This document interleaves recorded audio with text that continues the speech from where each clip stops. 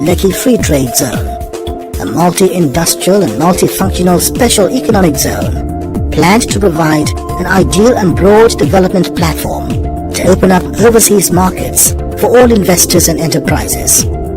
This new and modern industrial city has easy access to the West African market of about 230 million population, and further to European and USA markets of about 600 million population.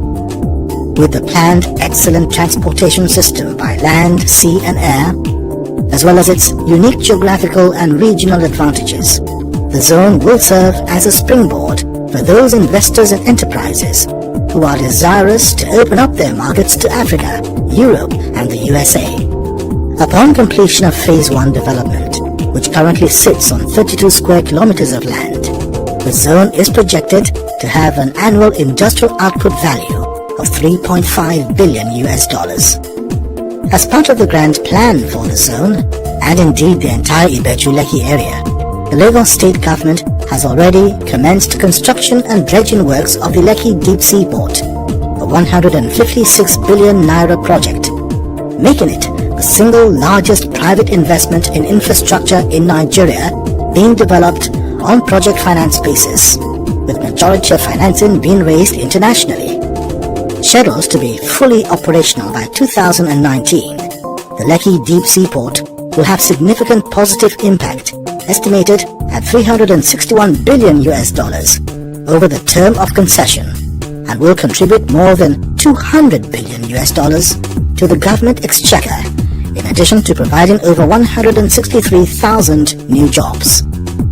The port's strategic location, flexible and optimized layout, and modern facilities guarantee its distinct competitive edge, and it is certain to spur economic development within the free trade zone and around the Lekki sub-region through rapid industrialization.